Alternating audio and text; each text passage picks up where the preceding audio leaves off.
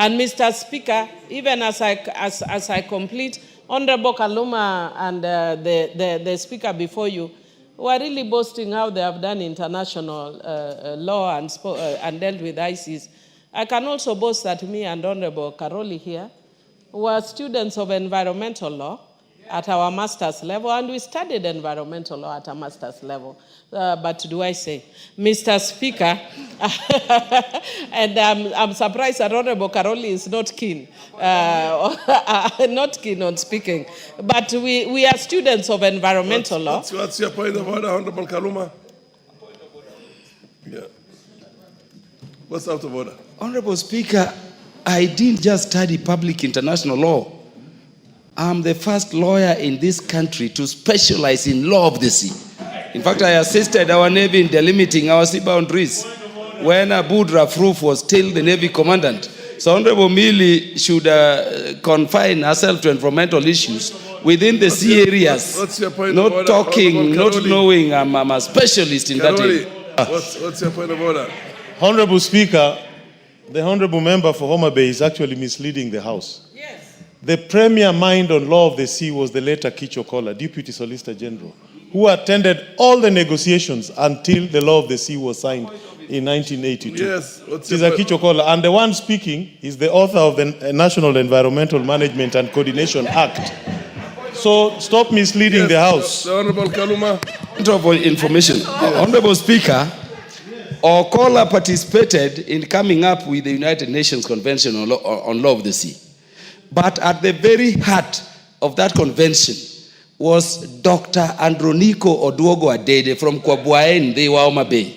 And that is something for which he is credited. And Dr. Androniko Oduogo Adede was my master's lecturer when I was studying law of the sea. I think that is a point Honorable Karoli was forgetting.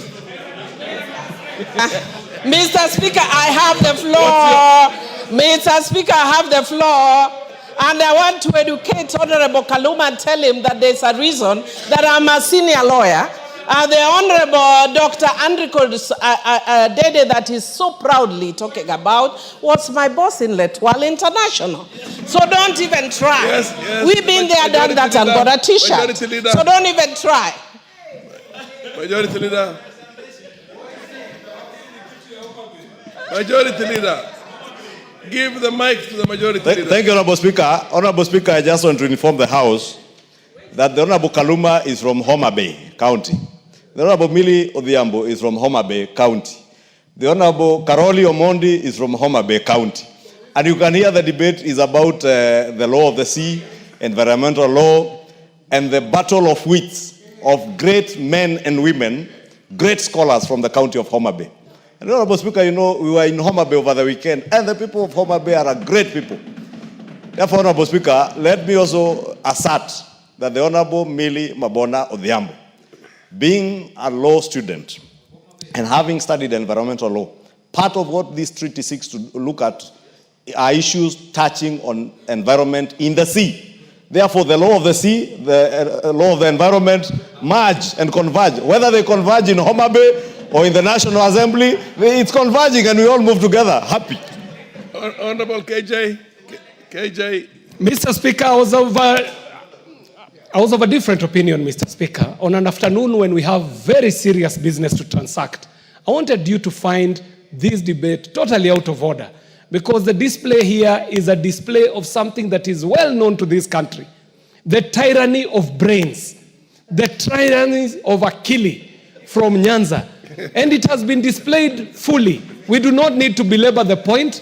We know we have some fine brains from that area in the House. And we also know that there are and fog bearers who are also... Order. Honorable KJ. Order. The chair assumes that some of those brilliant state of the current intellectual dissipation can also, basically permeate to the members, the overall House here, so that whatever you want to call it, I remember they used to say through osmosis or whatever it is, whatever it is, but order, Honorable KJ. Are you going to get your time to conclude? So this is it's well accepted. We are learning. We're learning a lot from these fine minds from Homa Bay. So proceed, Honorable Millie Odhiambo. I also did public international law. I did law of the sea, but nowhere near where the specialization. Then we can allow you to stay in our circles. Proceed. Mr. Speaker, before I conclude, I just wanted to say that I'm also currently doing my PhD in Daystar University. Excellent. And I am dealing with the issue of development, leadership, and on the issue of leadership and governance. And one of the things that I'm debating about, studying about, is whether there's something unique about Homa Bay. Mr. Speaker, the late General Ogola he came from Sia, but grew up in Homa Bay. CS Education, the current CS of Education, same primary school with me, Homa Bay Primary. PS Omolo, Homa Bay. Tomboya, Homa Bay. I can go on and on, but do I say? We are serious. I can see the chairman budget now is trying to purport to have a girlfriend from Homa Bay, especially Homa Bay town. And I know Honorable Kaluma can now be proud as the member of parliament for Homa Bay because we are serious. But that aside, Mr. Speaker, what I was actually saying is that it is true, just as even Honorable Ichung'wah said, because we are dealing with the high seas. But we sometimes forget the inland waters. Yes. The inland waters that has produced these great men and women like myself.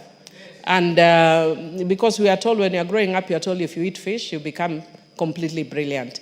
And I would want to encourage the committee, the relevant committee, to look, whether it is through the amendment of the Fisheries Act, which I don't think is very appropriate, but it's towards moving a more bilateral agreement between Uganda and Tanzania. And the agency we met yesterday has already agreed that they'll be willing to work with us because theirs is limited to boundaries. But we want to look at the issue of shared resources. The same that we are having for the high seas, we need to have for inland waters, so that we don't have our fishermen taken to Uganda, forced to eat raw fish with all our intelligence, and also forced to pay fines because they are fighting over the resources in Lake Victoria.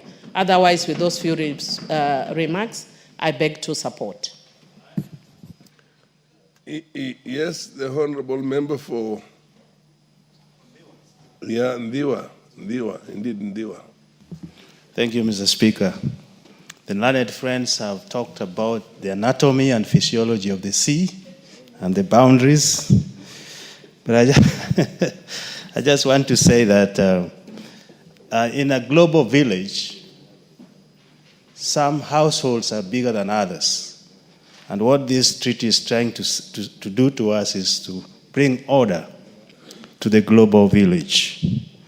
You can't do business if there is no legal framework that protects the little and guides the greatest. There is also an issue of capacity building here, transfer of knowledge and technologies. I think we will benefit as a country from this. Together we can address challenges. There's a lot of challenges when you come to the sea, especially those who have high technologies, big machines, and scoop everything. If uncontrolled, it has been said here, they will take all our resources and we can't do anything. Sensitivity to environment has been well spoken about. And of course, we have a share on this. And this treaty will bring everybody to order so that we can protect our environment. But who would like to be exploited? And who would like to get into conflicts with big powers? And then lastly, Mr. Speaker, which is very vital in this treaty, is the tapping into funds that can also help us as a small nation. So in all, I support the treaty. Thank you, Mr. Speaker.